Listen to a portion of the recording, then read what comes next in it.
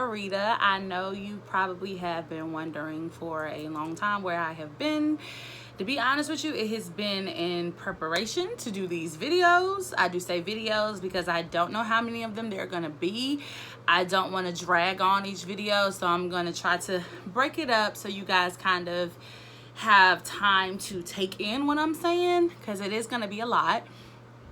And also too, I opened up my own business and I've been doing that, but I want to come back to you guys just because every time I've met somebody and told them my story, they have always encouraged me to tell the world my story. So I'm on YouTube, so this is my platform to do so. So I want you guys to kind of buckle in and get ready for the ride. I do want to put a disclaimer out there that this video will include pedophilia, rape, molestation, religious references. So if you are easily triggered, these are not the videos for you, okay? So just please keep that in mind, okay? I don't mind if you skip over. I don't mind if you pause and come back. It's totally up to you. It is going to be a lot. I went through it, so it definitely was a lot for me too. So I want to put that disclaimer out there. I also want to say this video is in no way to shame anybody or to make my family in particular feel any type of way, or siblings or just friends during this time. This is just my perception and my truth, and I'm not going to apologize for that, okay? So if you feel some type of way, please exit the video. Please keep all of your feelings and emotions to yourself, because I'm finally in a good place where I can talk about it. It's not my concern. This is my healing journey. So please, by all means, exit stage left, okay? I do want to say that I love my family very much. We are somewhat close, some closer than others. So again, this is not to make anybody feel any type of way. My siblings, this is definitely not a reflection of their life. This is totally my story. And if they want to share theirs with you, they definitely will have a time and place to do that when they feel they are ready. Or if they want to take another path for their healing journey, they can do that as well.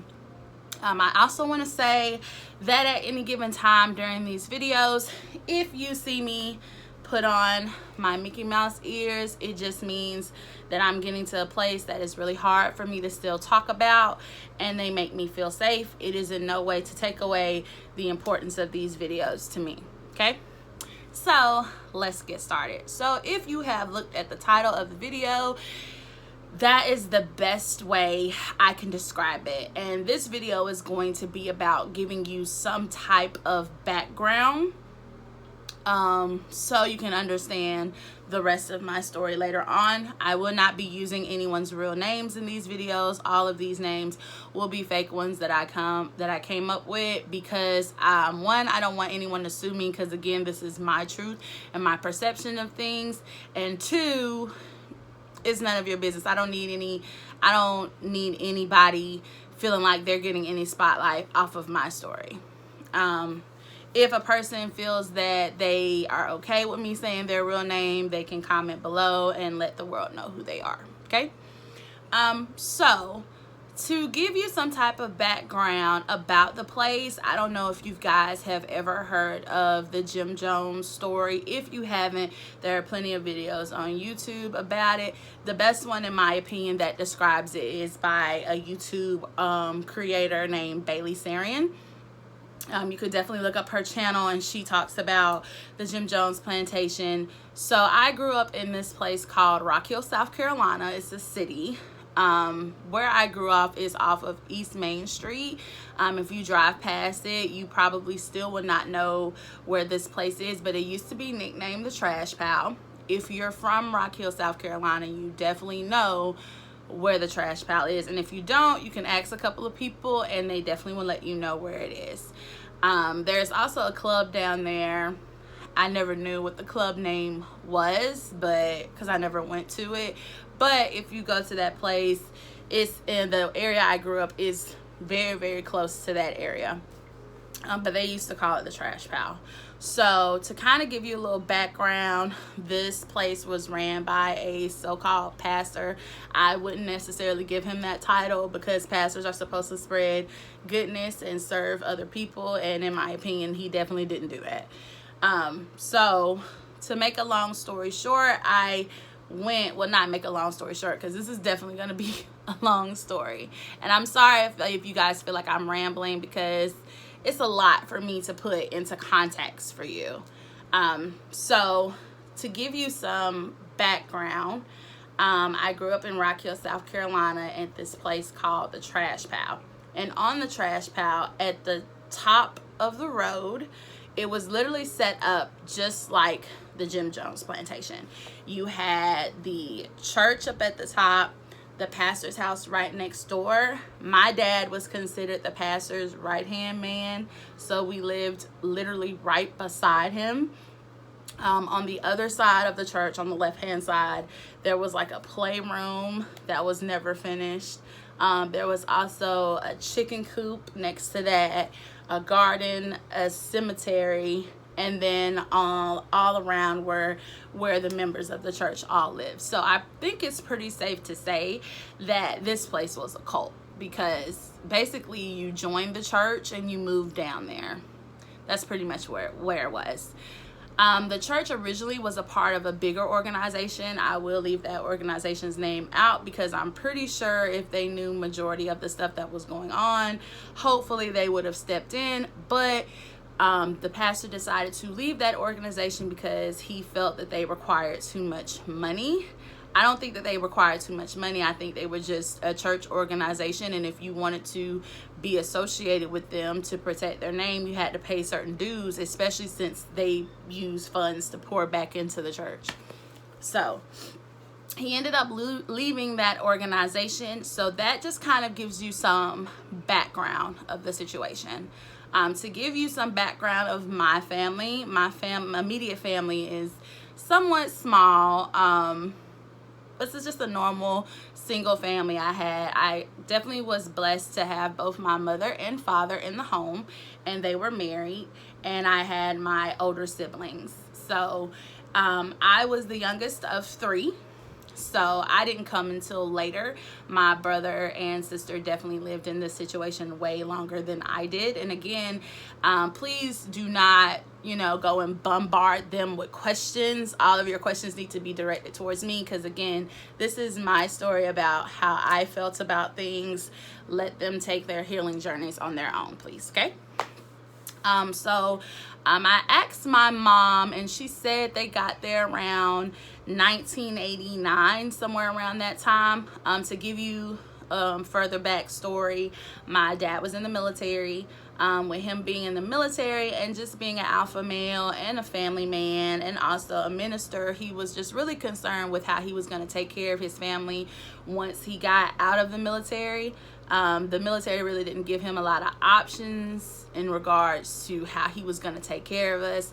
So he had to go back to live with my grandma. So it was, at the time, it was just him and my siblings in my grandma's very small home. So with any any man that wants to take care of their family, that would really put a lot of pressure and a lot of stress on them, because you feel like you reverted backwards, and you want to take care of them. You want to take care of your family. So he was really wrecked with the stress of how he was going to do that. How was he going to take care of us?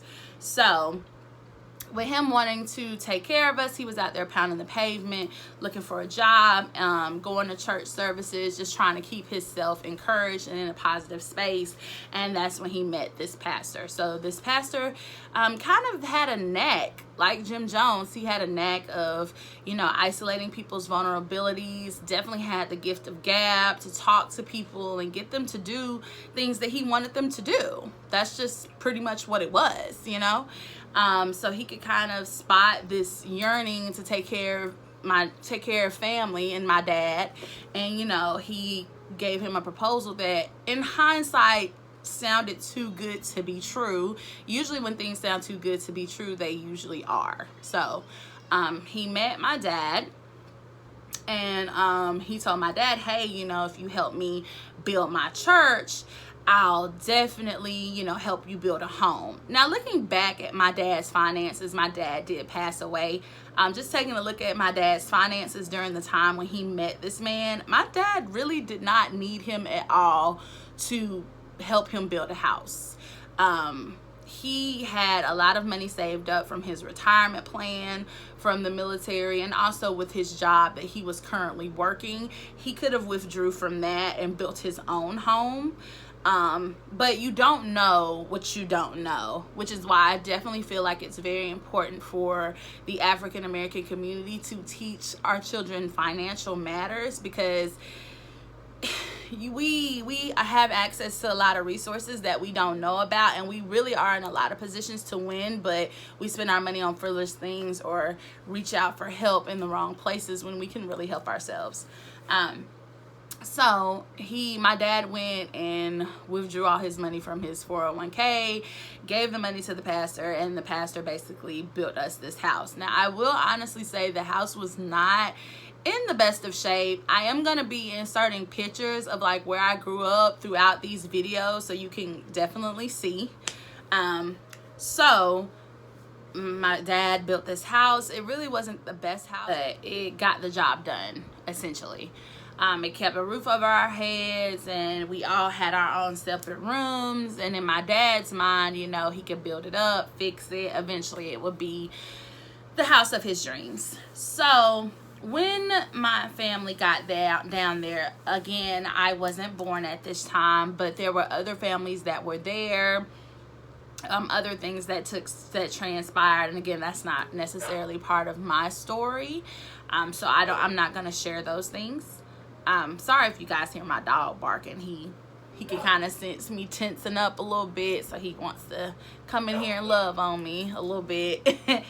So what happened is, eventually during this time, my dad was going around with him, helping him recruit these members for his church, and was doing a pretty good job of it. I definitely think that my dad was doing a pretty good job of it because he was actually genuine in what he was doing.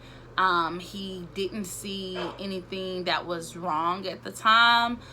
So he was really just trying to be really proactive and trying to, you know, get people to join, because he was just trying to spread the love of Christ. So later on in those years, I was born.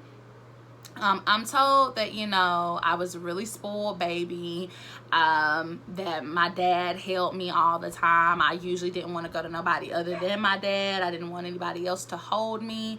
And I kind of see this as a little bit of foreshadowing, because I'm always told this story that there was one Bible study where I was screaming at the top of my lungs, right? I'm sorry, you guys, I had to step off for a minute because my dog just kept barking, like, to make sure I'm okay. So I had to calm him down for a minute. But back to the story.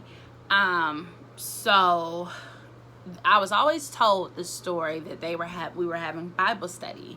And just another tidbit too, he used to make us, the pastor that is, used to make us go to Bible study like non-stop. Like, it was just utterly ridiculous. We would have Sunday school on Sunday, then normal Sunday service, then have Bible study on Sunday, turn around, have Bible study again on Monday, turn around and have prayer on Wednesday, to come back to Bible study again on Friday.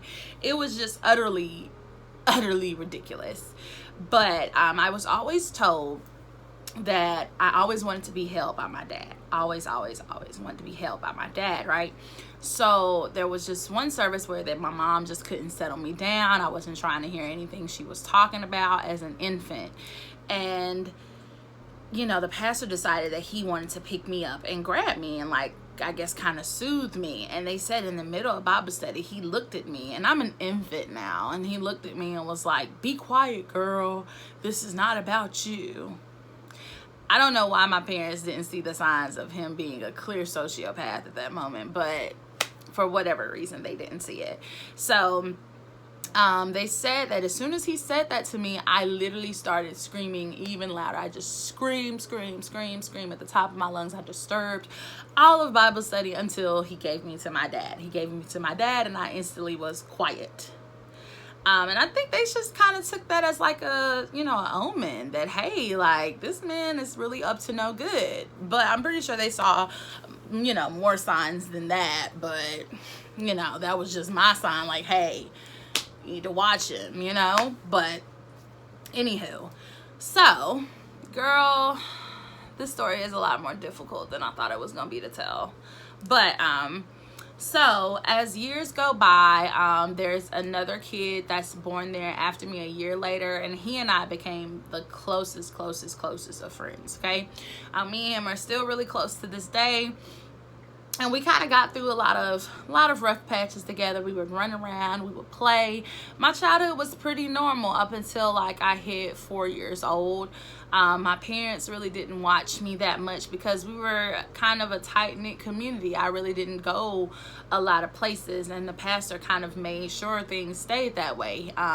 He kind of distanced me from our family. I learned later on that my dad's immediate family, outside of us, really didn't agree with him being there. They had their complaints, they shared their disdain, and the pastor made sure that we, he had a tight rein on everybody there. They wasn't really allowed to see their family, which is really sad because my brother and sister were close with our other family. I didn't get close with my family until like I got a little older, but I know that kind of really sucked for them. But I was playing and everything seemed pretty fine. And this is where things start to get really, really horrible. Okay. So with everybody going to the church, most people on the church had titles. They were deacons, they were ministers ordained by that pastor, of course. They were Sunday school teachers, treasurers, secretaries, things of that nature, right? So eventually, I found out, I'm trying to not be all over the place, but it's so hard because this story is just so long. So when I started, living it up and being happy and being free, that's when things kind of take a turn, like in life most of the time. So when I bring up the titles, I used to stay with my Sunday school teacher. She was a lot older than me. I think around the time I was 4, she was like 14, 15, somewhere around those lines, because she was the same age as my sister. They were really close and they used to hang out all the time. And she used to always want me to spend the night at her house, and I never understood why. But come to find out, the reason why she wanted me to spend the night at her house was because the pastor was physically abusing her, sexually assaulting her, and raping her.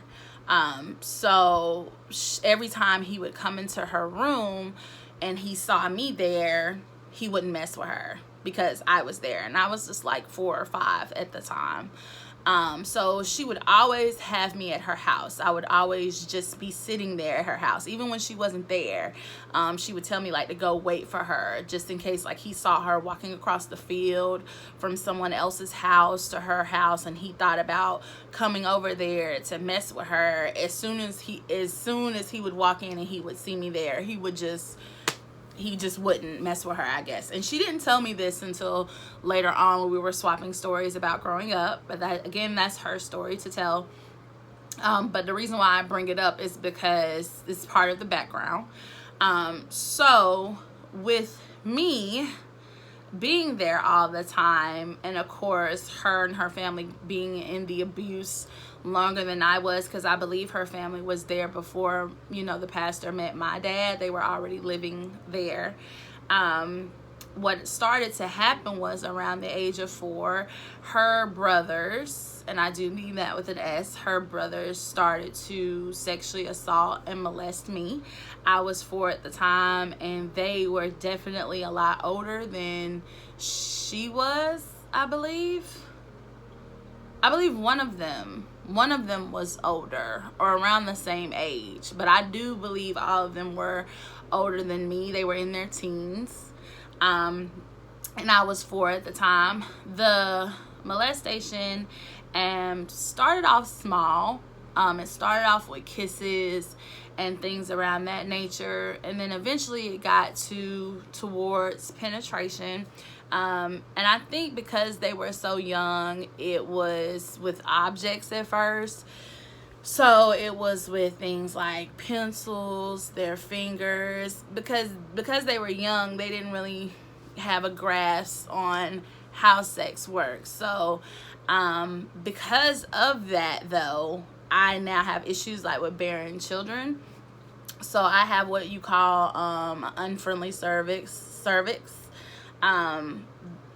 The medical term for it is called an incompetent cervix. So that means I can get pregnant. It's just hard for me to push children out. So as a result, I always have to have C-sections.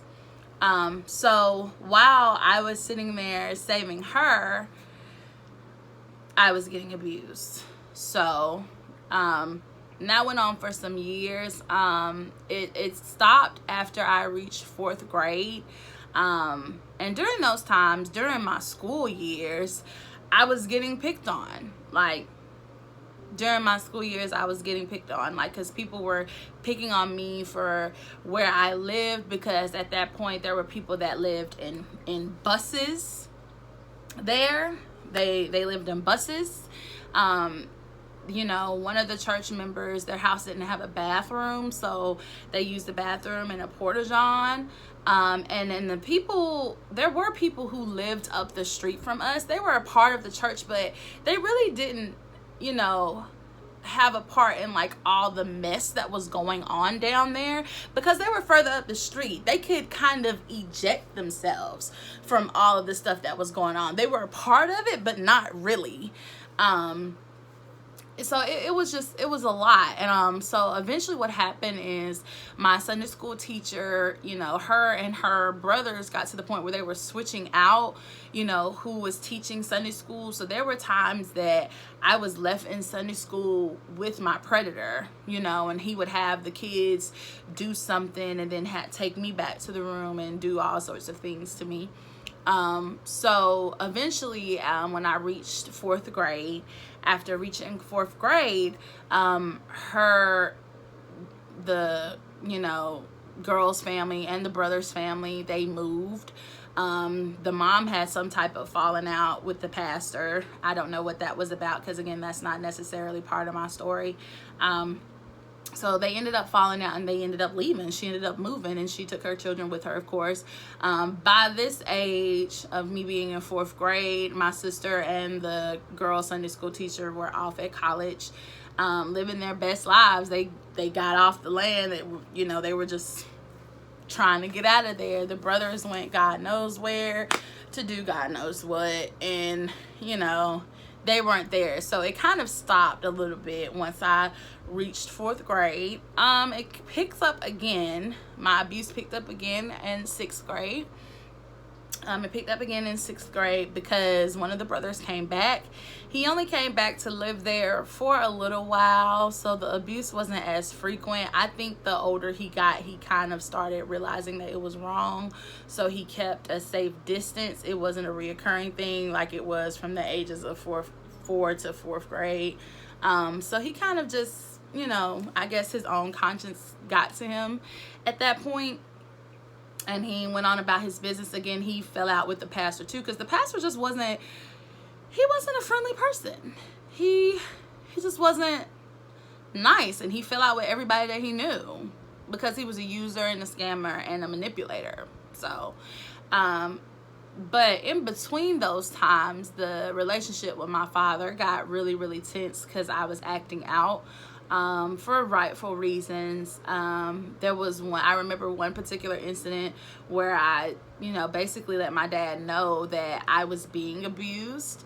And of course, being, you know, an alpha male and the father that he was, he, you know, wanted to come to my defense and wanted to, you know, defend me. And he let the pastor know about these things that were going on. And somehow, because again, the pastor was very cunning, very manipulative, and could coerce people into doing the craziest things. He somehow convinced my dad that I was a liar. So once he convinced my dad that I was a liar, it was just like that title stuck with me down there. And it got to the point where I was like, okay, well, if I'm a liar, then, you know, that's just what I'm gonna be. Sadly, with me being a kid and, you know, not understanding, you know, people's titles and what people say about you doesn't define you, I took that title on. So when I would go to school, I would come up with these elaborate stories. And this type of behavior for me went on for a long time because I grew up down there, and that was in school, and going other places was my escape. So I would just come up with these elaborate stories to make myself feel better about myself, because again, I was getting on the bus during this time and getting picked on about where I lived. So it was just like, you know, I would go to school and I would meet new people, and I would just try to tell these elaborate stories to make my life seem so much better than it really was. And it really wasn't. It really wasn't good at all. My life was not good at home. But when I went to school, I was a totally different person. I got to be whoever I wanted to be, however I wanted to be it. And, you know, there were a few times where people would catch me in those lies, because, I mean, how long can you keep a lie up, you know? So people would catch me in these lies, and they would, you know, some people would just out me, some people would just ignore the fact that it was a lie, and then I would end up you know, just gradually losing friends. So then school just turned into a place where it wasn't good for me either. So I really had no type of outlet. So I was isolated at school, and then eventually, you know, I got caught at home for lying over stupid stuff. And because everybody was just so obsessed where I grew up with gaining this pastor's approval, anytime somebody would catch me in some form, and not even lying, just any type of trouble, I could be writing a note in church, they would want to tell the pastor. I could come to church late, they would want to tell the pastor. I could wear, you know, sneak and wear a pair of earrings to school, and they would want to tell the pastor. It was all to gain his affection, as if he was giving out some type of award. And eventually it just got to the point where, you know, the pastor would like to taunt me and, you know, play around with me and, you know, just make me look bad. And as a result, I started building up a lot of anger, just in general, towards people, towards everything and everybody. And I just really wasn't in a good space. So it was one turning point for this anger, was when the pastor made me stand up in front of the entire church and tell the church that I was a liar. And nobody said anything. Nobody came to my defense other than my mom. And my mom was just really upset by it. And he told her, you know, she needed to pipe down. Otherwise, he was going to kick us out of our house. And so, you know, my mom, you know, them thinking that they couldn't do better or you know, go anywhere else, she did it because she felt like she had no choice. But after that turning point, I just turned into a completely different girl. I decided that nobody was ever gonna call me a liar again and not feel my wrath behind it. So at that point, I kind of turned into, not really a bully, but I definitely had a lot of anger issues. I didn't go out of my way to purposely be mean to people, but I definitely made it my business to correct anybody that felt like they could disrespect me. And even to this day, I still kind of have that problem where if I feel disrespected, you're gonna know it, and I'm gonna let you know how I feel, you know? So it was just that type of thing. When I got to high school, things were a little different. I definitely was known for kind of having an attitude, and you know, will catch an attitude back with you and will fight you. And then like 10th grade, after 10th grade, I kind of just wanted to pipe down. One, because I was told that I was gonna get in trouble if I didn't pipe down, and I wasn't gonna be able to graduate, like, well, walk across the stage and go to prom unless I piped down. I was really smart in school, so I was definitely always an A and B student. I was on honor roll. I was in IB, which is like the International Baccalaureate program. So I definitely held my weight in gold in school. I was just, you know, bad. I used to just act out because I just hated my situation. The lying definitely toned down a lot every once in a while when I felt inferior around other people or just wanted to be accepted. I would say some outlandish story, especially when people asked me about my living situation, when people asked me where I lived. I would always make up some type of story. Like one example would be, I had a crush. I had a really long time crush in middle school. And me and him, we talked on and off all the way up to like I was in 9th grade. And every time he would bring up where I lived, I would find some excuse to get off the phone. I would find some excuse to not talk about it. And it was like he knew where I lived, and I still just didn't want to accept the fact that that's where I lived. I just didn't want to talk about it. And that's where most of my lies circled around, like me being ashamed of where I lived, you know. And I just didn't want to accept it and didn't want to talk about it because I knew, like, especially during my my elementary school years, that what was waiting on me when I got home, and it just wasn't a good situation. It wasn't a good situation at all.